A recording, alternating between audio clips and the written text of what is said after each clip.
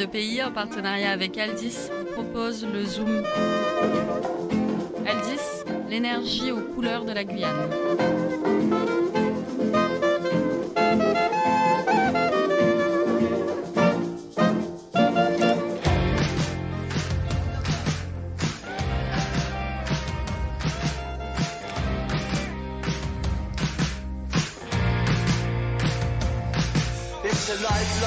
Et salut chers auditeurs et auditrices de Radio Pays, et bienvenue ce matin pour notre sujet du jour qui rend hommage à la Fête de la Science 2023 et à sa thématique. Et vous pouvez peut-être l'entendre un petit peu à mon ton légèrement essoufflé, le moins que l'on puisse dire c'est que moi en tout cas je suis déjà bien dans le thème puisque je me suis déplacé uniquement en vélo pour faire un petit tour de tous les intervenants que j'ai pu interroger pour mon sujet du jour consacré à la pratique de l'activité physique chez les chercheurs. Et oui, chers auditeurs et auditrices, cette année la Fête de la Science célèbre le sport et la science, deux sujets que l'on n'aurait pas forcément tendance à lier de prime abord. Bah oui, c'est quoi un chercheur sinon un type en blouse blanche qui manipule des fioles?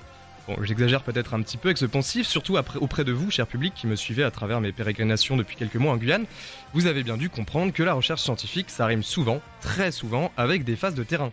Régulièrement, nos chercheurs, qu'ils travaillent sur la génétique des arbres, sur la couleur des grenouilles ou encore sur les différents phénomènes d'urbanisation, peuvent être amenés à construire des méthodologies d'études qui impliquent de mouiller un petit peu le maillot dans des espaces pas forcément très hospitaliers. Pour donner des petits exemples de situations un peu différentes, chez des chercheurs se basant sur des images satellitaires par exemple pour réaliser leurs travaux, la vérification terrain, faire du match-up, de la correspondance est une étape obligatoire pour vérifier et calibrer les résultats obtenus via des algorithmes, projections et autres images satellitaires ou autres données affichées sur un écran. Ainsi, les équipes de recherche doivent confronter leurs données au terrain et se confronter donc parfois eux-mêmes aux conditions sur place. Et que dire des innombrables sujets naturalistes où la plupart du temps les bébêtes étudiées, souvent sur différents espaces, sont parfois bien cachés, blottis au sein de la luxuriante biodiversité guyanaise. Ce qui nous amène donc à notre problématique du jour, jingle. Quelle est la relation des chercheurs avec l'activité physique ?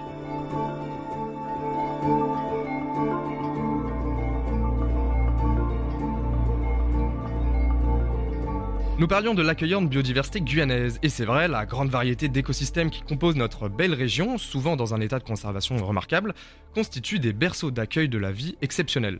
Prenons-en la mangrove, pour commencer. Un espace naturel riche de vie, bien propre à son caractère un peu particulier, issu de ses dynamiques uniques.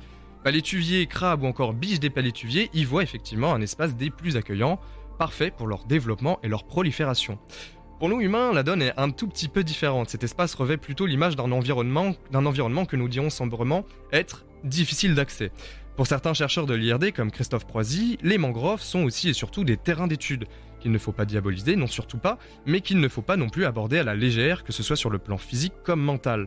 Ainsi donc, conseil d'un chercheur chevronné de Guyane, soignez votre forme afin de connaître vos limites et être capable de les gérer. Et si on veut rester un petit peu d'ailleurs dans le plan mental, qu'il ne faut surtout pas oublier, et non, il ne faudrait surtout pas non plus le séparer de l'état physique, effectivement. Un corps en forme, c'est un esprit en alerte, un esprit éveillé, un esprit aguerri et prêt à la réflexion. Ce qui amène d'ailleurs souvent à moins de dépenses d'énergie et à donc un terrain à réaliser plus attentivement. Et l'air de rien, l'habitude de vadrouiller dans la forêt, surtout dans celle de Guyane, c'est aussi important. Savoir manier la machette correctement, ne pas avoir peur des petits insectes qui volent, ne pas craindre les bobos. Ça aide aussi, et comme l'a confirmé la doctorante de l'IPG, Mehdi Collet, guyanaise de naissance qui a grandi dans l'Ouest et travaille aujourd'hui sur les moustiques et les yin-yin des mangroves. On parle de randonnée, restons un peu dedans. Si la pratique de la mangrove appelle à des marches parfois sportives, de manière générale, bosser en forêt tropicale, c'est assez exigeant physiquement. J'ai pu également en parler avec Philippe Gauchet, référence au sein du paysage des naturalistes locaux, qui m'a dit mot pour mot, ouvrez les guillemets, je dis aux gens qu'en forêt, qu'il pleuve ou pas, à la fin, ils seront mouillés. Fermez les guillemets.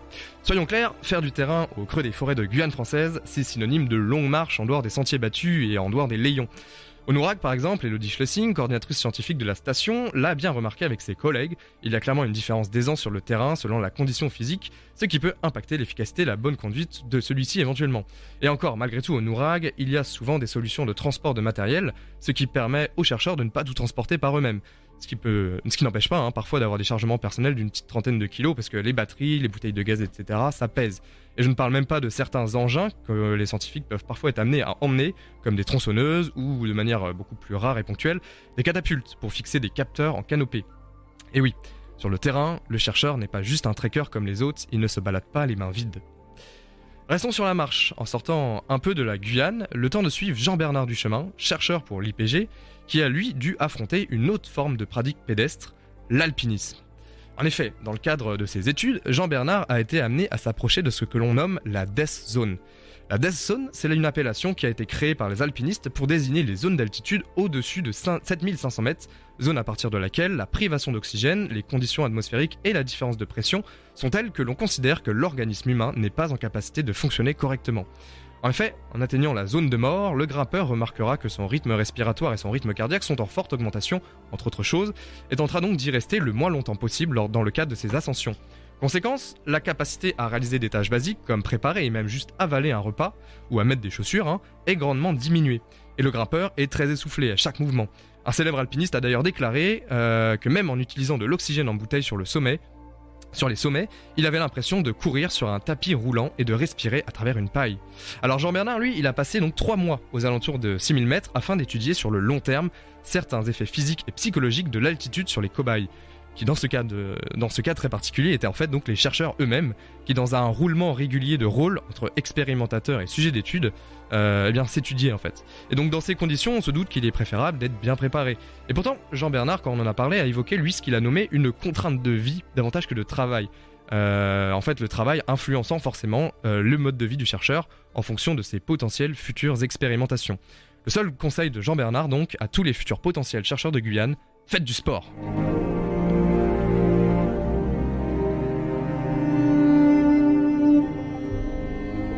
Enfin, des conseils aux jeunes Guyanais férus de sciences et du métier de chercheur, notre ami Grégory Jantajouve, chercheur pour le CNRS et plongeur professionnel, n'en manque pas. Comme il l'a présenté vendredi dernier aux conférences d'ouverture de la Fête de la Science à l'Université de Guyane, des formations peuvent être passées pour devenir plongeur, ce qui manque en Guyane et franchement est très utile. Des applications de ce métier de plongeur directement liées au monde de la recherche, il y en a plein.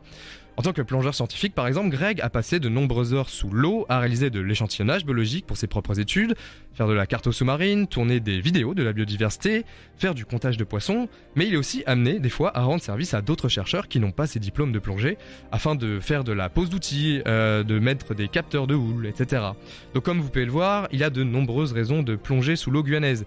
Et d'ailleurs, la plongée humaine, c'est important de le dire, reste bien moins onéreuse que l'utilisation de robots, bien plus efficace aussi, et surtout diametralement plus respectueuse de l'environnement que d'effectuer des chalutages avec des filets sur les fonds marins. Et dites-vous bien que là, je me suis juste cantonné aux applications scientifiques. Si ça vous intéresse, donc rendez-vous en ligne pour vous renseigner sur les nombreux diplômes à passer, ou auprès du club Yana Dive Tech à Cayenne. Pour finir sur un sport encore plus vertigineux, parlons escalade avec Philippe Gaucher qui a pratiqué cette activité plus d'une fois en Guyane, sur de la roche certes, mais aussi et surtout sur des arbres. Et oui, c'est en grimpant dans les arbres que Philippe a pu, entre autres choses, accéder et étudier comme rarement auparavant à des grenouilles arboricoles, permettant même la découverte d'une espèce qui n'était alors qu'un champ derrière lequel le sport a permis de mettre un nom. Voilà, pour moi, chers auditeurs et auditrices de Radio Pays, j'espère, comme d'habitude, vous avoir donné envie d'en apprendre plus. À la semaine prochaine, et n'oubliez pas entre-temps de vous renseigner sur l'actualité de la Fête de la Science qui a lieu en ce moment partout en Guyane française.